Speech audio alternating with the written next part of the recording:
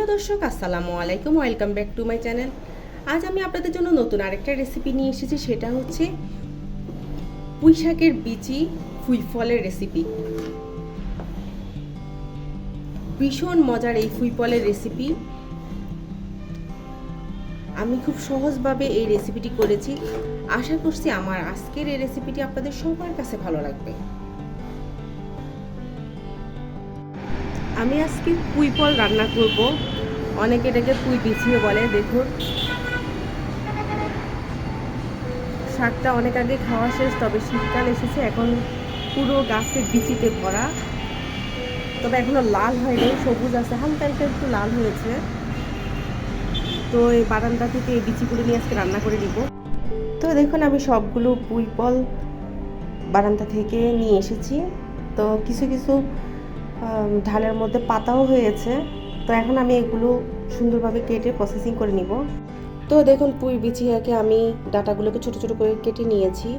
তো শক্ত ডাটাগুলো আপনারা ফেলে দিবেন, আর পাতা আপনারা চাইলে নিতে পারেন, না হলে নয়। আসলে গাছের পাতা, এই জন্য আমি নিয়ে নিয়েছি কয়েকটা।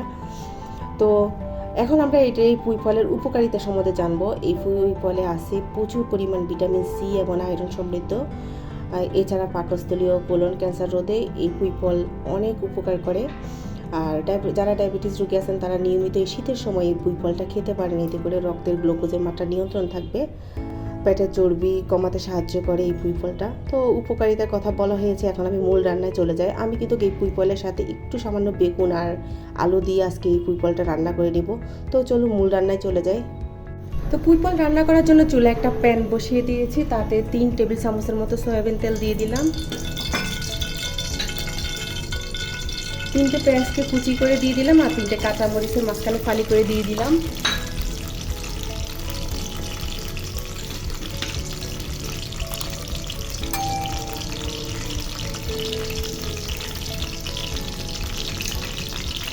এরপর 1 চামচ রসুন বাটা দিয়ে দিলাম।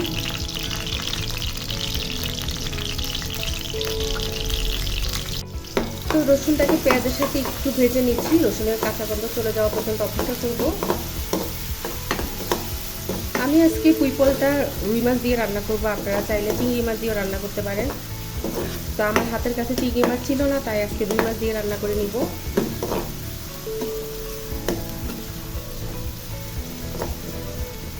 তো 1-2 মিনিট ভাজার পরে এখন আমি গুঁড়ো মশলাগুলো দিয়ে দিব।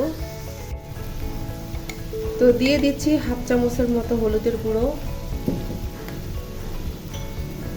1/2 চামচের একটু কম মরিচের গুঁড়ো, 1/2 চামচের মতো জিরার গুঁড়ো, স্বাদ মতো একটু লবণ দিয়ে দিচ্ছি। তো এই মশলাটাকে তেলের সাথে আমি একটু কষিয়ে নিব।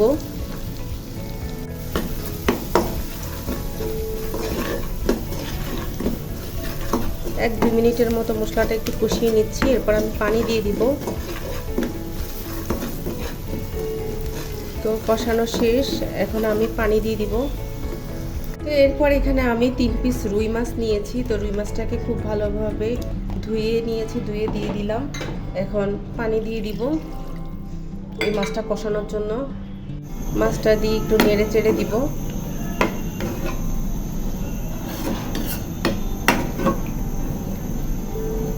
আপনারা চাইলে এই মাছটা ভাজি করেও দিতে পারেন, কোনো সমস্যা নেই। 2 পদ্ধতিতেই রান্না মজা।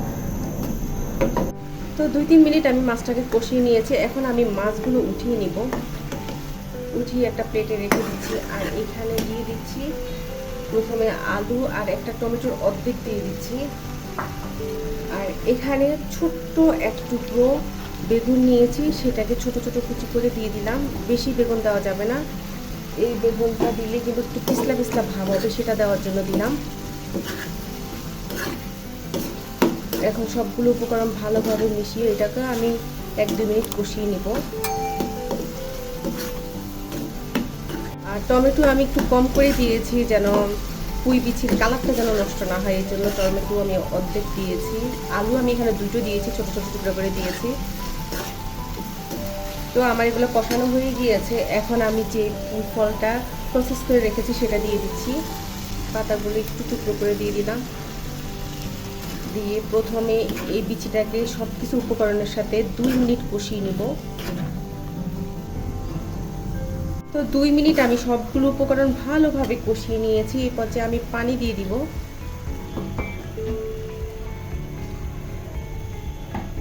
আমি এখানে মেজারমেন্ট কাপে 2 কাপ পানি দিয়ে দিলাম, দিয়ে আবার একটু মিশিয়ে নিচ্ছি। যে মাছগুলো উঠিয়ে রেখেছি সেটাও দিয়ে দিচ্ছি একসাথে। তো মাছও দেওয়া শেষ, আমি একটু খুব ভালোভাবে নেড়ে চেড়ে মিশিয়ে দিচ্ছি। দেওয়ার পরে এখন আমি ঢাকনা দিয়ে দিব। প্রথমে একটা বলক উঠে নিই। তো দেখুন সবজিতে বলক উঠে গিয়েছে, এখন আমি ঢাকনা দিয়ে দিচ্ছি। চুলার আঁচটা মিডিয়ামে রেখে সবজিটা সেদ্ধ হওয়া পর্যন্ত অপেক্ষা করব। আমি এখানে ছোট ছোট আলু দিয়েছি 2টো, আর বেগুন দেখবেন খুব কম পরিমাণে দিয়েছি। এভাবে রান্না করলে পুঁই ফলটা খেতে ভীষণ মজা লাগে। তো 5-7 মিনিট পরে আমি ঢাকনাটা তুলে নিচ্ছি। আমি কিন্তু অফ ক্যামেরায় ঢাকনা উঠিয়ে দিয়েছি, কারণ ঢাকনা যদি আমি 5 মিনিট বরাবর রাখি তাহলে যে পুঁই ফলের কালারটা নষ্ট হয়ে যাবে। তো 2 মিনিট ঢাকনা দিয়েছি, আবার শেষ মুহূর্তে আবার ঢাকনা দিয়েছি। একাধারে আমি 5 মিনিট 6 মিনিট ঢাকনা দিয়ে রাখি নাই। আপনারাও ঢাকনাটা সরিয়ে সরিয়ে রান্না করে নেবেন। তা আমার পুঁই ফলটা সেদ্ধ হয়ে গিয়েছে, যেমন খুব সুন্দরভাবে সেদ্ধ হয়ে গিয়েছে, একটু মাখা মাখাও হয়ে গিয়েছে। তো এই পর্যায়ে আমি একটু ধনিয়া পাতা কুচি দিয়ে দিচ্ছি। তো আমার পুঁই ফলটা রান্না হয়ে গিয়েছে। দেখুন ঝোলটা কতটা ঘন। আমি আর ঝোল শুকাবো না, চুলাটা বন্ধ করে দিব। খুব সুন্দর কালার হয়েছে, দেখুন কালারটা কিন্তু নষ্ট হয়নি। আসলে এটা সবুজ সবুজই লাগছে, ক্যামেরায় কেন জানি লাল লাল লাগছে। তো আমার আজকের এই পুঁই বেশি রেসিপিটি আপনাদের কাছে কেমন লেগেছে? ভালো লাগলে অবশ্যই একটা লাইক দিবেন আর আমার চ্যানেলটিকে সাবস্ক্রাইব করবেন। আজ তাহলে এই পর্যন্ত, সবাই ভালো থাকবেন। আল্লাহ হাফেজ।